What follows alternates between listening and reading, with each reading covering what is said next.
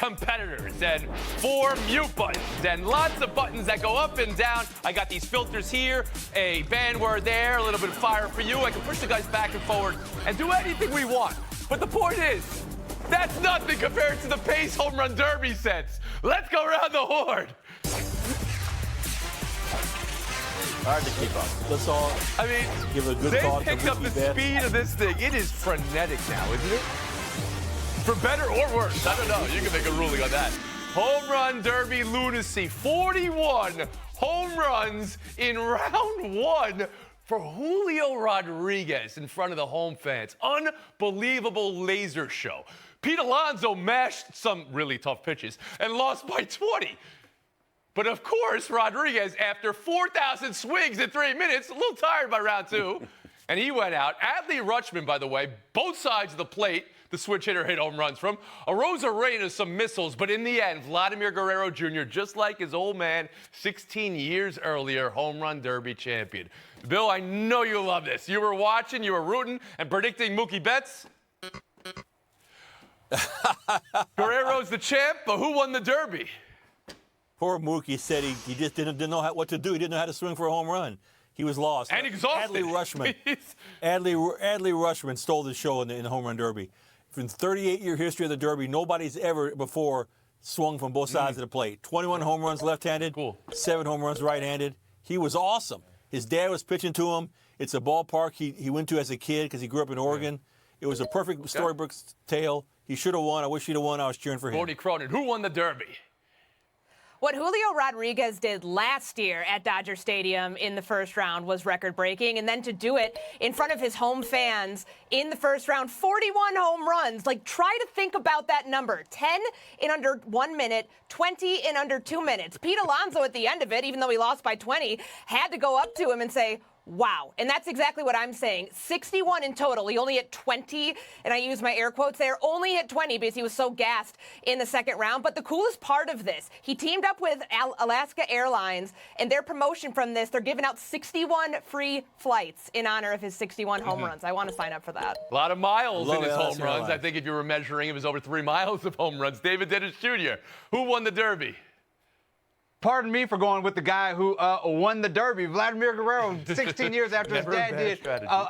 Incredible moment there for them to share. And he beat the juggernaut Mookie Betts in the first round, who Bill guaranteed was going to win the home run derby a few days ago. So for him to come back and win, that one is amazing. But beyond that, the guy who I was most impressed with was replacement pitcher Aaron Myers, who was throwing Alonso heaters. He was throwing sliders. Like, was he trying to get on a roster? He was giving some nasty stuff. You don't want your home run derby pitcher to have an incredible spin rate, but incredible spin rate from Alonso's pitcher. And it was Real Gutierrez. Once again, to me, the Derby won the Derby. Fast baseball, baby. It is here to stay, and the Derby has been doing this for a while. Ever since they went to the rule where you don't have to wait for the ball to land, it felt initially like sensory overload, but now that's what everybody wants, sensory overload. You want 5 screens at a time. It used to be where Chris Berman could fit in a back every once in a while, and now you just got to, maybe try to keep up. So it works for you. Then when you have all that excitement, all the players, there's so many different storylines. You don't need one superhero to carry the Derby. You have so many here. And Rodriguez, there have been 8 rounds of 30 or more home runs. He has 3 of them, and he's 22 years old. So he's crazy impressive. But as David said, the winner was the winner. I mean, the father-son combo of Vlad Jr. and Vlad Sr. having won it after Vlad Jr. not winning it the other in 2019. It was a great home run derby. I know we're having fun with it and who won, even though we had a winner. But really, the pace of it, did you find it at all made it more difficult to watch, to enjoy, or to track the baseballs, Bill? No, it was tremendous. Okay. I love the pace, but am I really going to get 0 points for Mookie Betts hitting 11 home runs? Come on. He did his best. I love you, Bill. I love that we picked best. who would win the home run derby, and we're holding you accountable. Courtney, is it all right? Is the pace all right? It is, but I felt like Randy Arozarena in the final round got gypped a home run or 2. I was watching how it was getting tracked, and it felt like it was not syncing up correctly. Just want to put that. I will say this though. At one point, there's so many balls in the air, and you've got young kids shagging flies that don't make it, but those aren't flies. Those are 115 mile per hour, 330-foot bombs, and somebody got hit in the head. They were okay, but there's a lot going on there. It's frenetic. Much like this show. We've been horned, we'll move on. A discussion now about the hazing story that is national news. Northwestern football firing head coach Pat Fitzgerald. That was not the first course of action, also part of the story.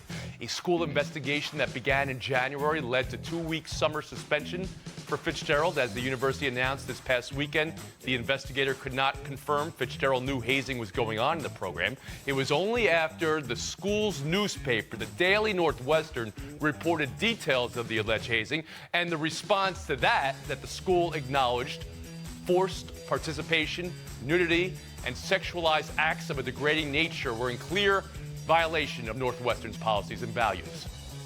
Here, what a former player alleges to have been the program-wide method: older players wearing masks would restrain younger players in a dark locker room, engage in sexualized behavior, with Fitzgerald signaling for players to be added to the list with a specific clapping motion during practice. That's the allegation. In a statement, Fitzgerald maintained no knowledge whatsoever of any form of hazing within the program. He has hired lawyers. There's also this letter of support from the team for Fitzgerald, signed the entire team. There is a lot here, and these things often have an energy of their own, as you saw with the reporting over the last week. Courtney, what does Northwestern and college football have here today? An institutional failure of the nth degree on the university and on the football team itself. Tony, when Michael Schill initially suspended Pat Fitzgerald for 2 weeks, this was a Friday news dump. They hoped they could sweep this under the rug, that he would come back in time for their season to get started, and it wouldn't be a story. Michael Schill only did the right thing when he felt public pressure to do so, and that was after the story came out from the Daily Northwestern with all of the details about what was allegedly happening inside of the locker room.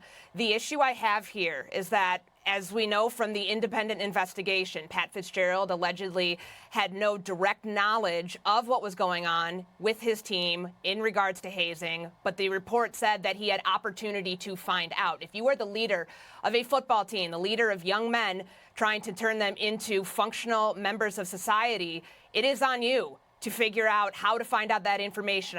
They had 24 staffers, assistant coaches, support staff members. That doesn't even include the GAs, the equipment people that could have told Pat Fitzgerald about this. He could have empowered them as a leader to let them know, it's okay, you can tell me what's going on in this locker room if I can't have my eyes on everything. He didn't do that. As President Truman said, the buck stops here, and it stops with the person who's the head of the football program. David Dennis Jr. I want to first acknowledge in some bright light here, and that these students and the nation where we are shuttering sports departments across the country, these students are showing the importance of sports journalism, and the future is bright. Now, with that said, I want to speak as somebody who got his master's from Northwestern, talk about the institutional malpractice that is going on here. And Courtney said the buck stops here. The buck stops beyond the coach. It stops at the president, who to this point has only written letters and will not stand up and answer questions about why he initially only gave 2 weeks of a penalty when this should have been fireable from the beginning. This is about more than that football team, because you have to acknowledge the fact that the baseball coach is also under scrutiny for the way that he treated his players. And also beyond that story, there are stories of former football players who have dealt with racism from that coach and the way that they were treated, in addition to a report of 2021 of a cheerleading coach who was taken out for that same exact racism, which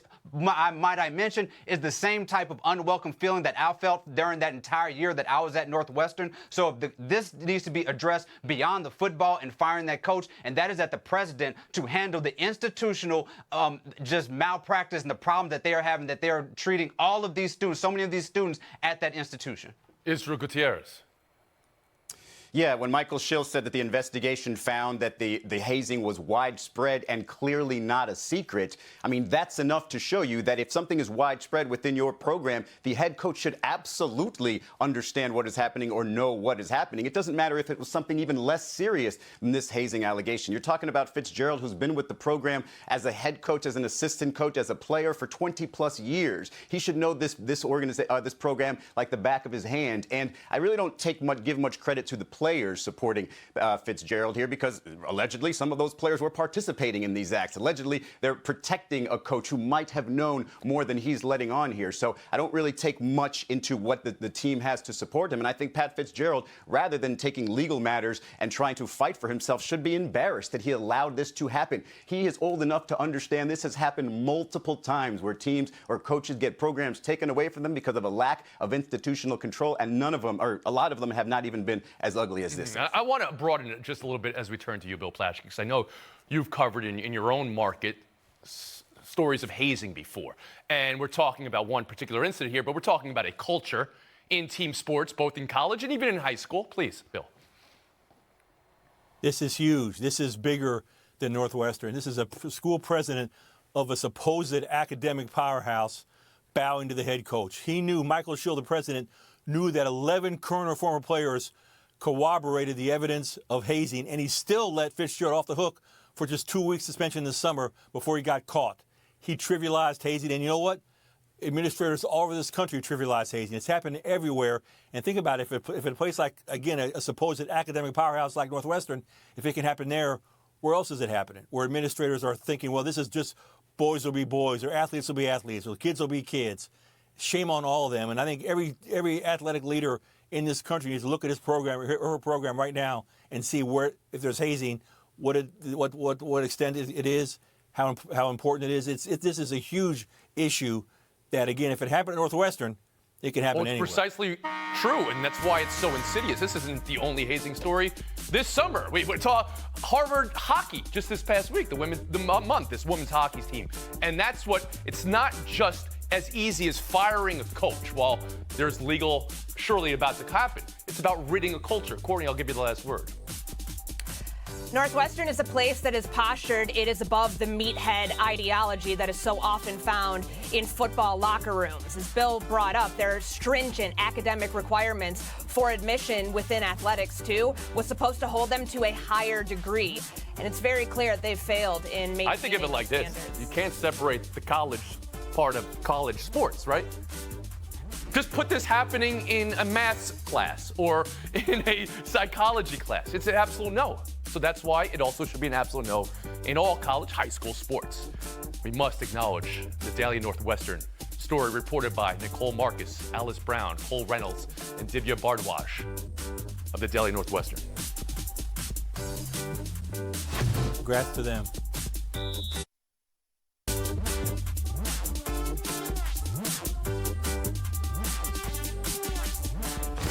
Victor Wembanyama's summer break. Spurs say he'll take time off from gameplay and public sessions as he's been playing and doing the things required as far as availability non-stop since the start of his French season.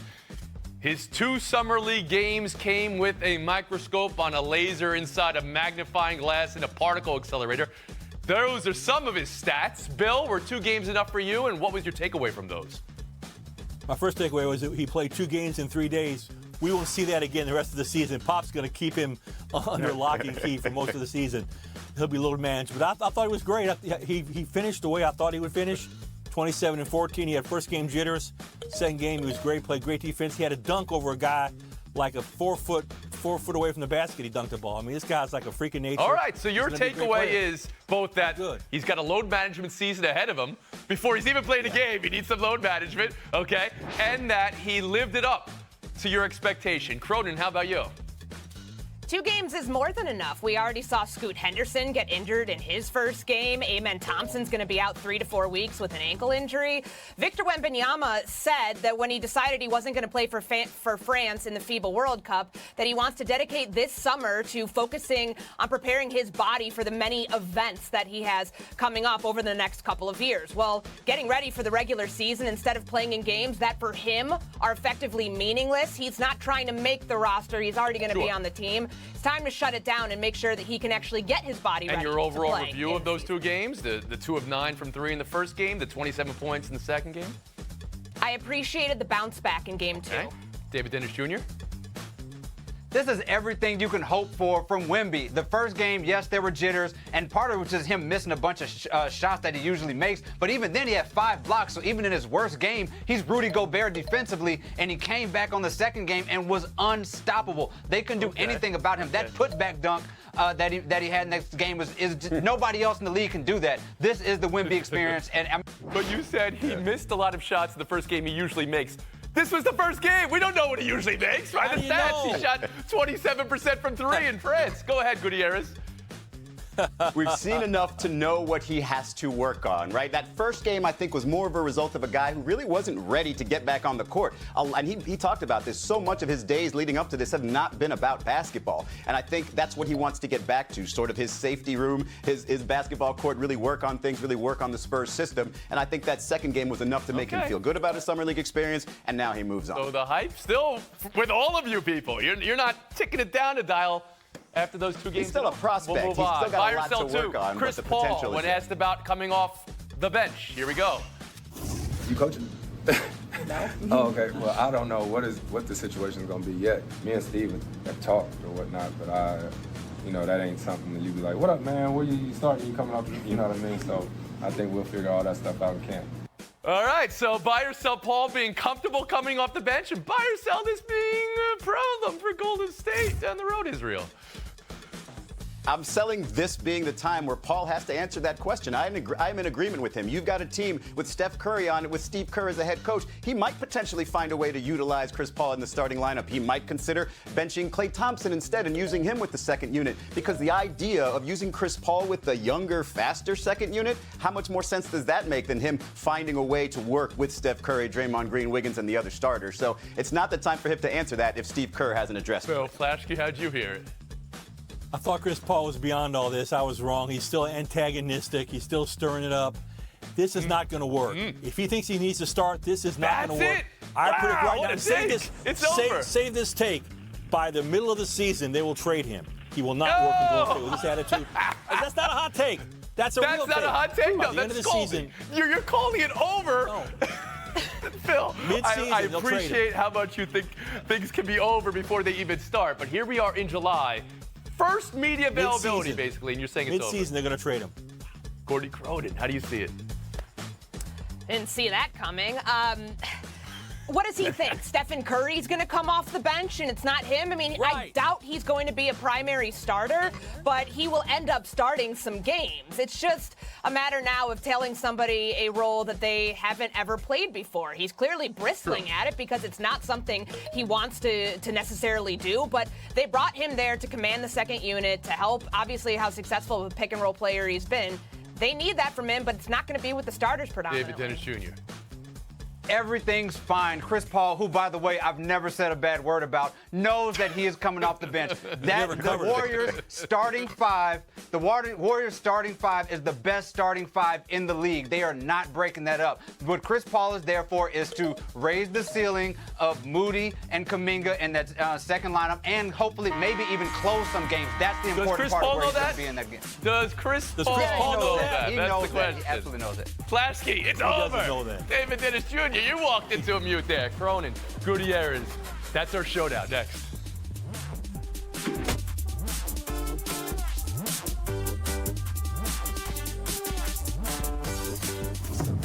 I have a list of 25 greatest All-Star moments. I love the All-Star game. Don't have a chance to show you all now. This one's before my birth, of course, but I just know it from history.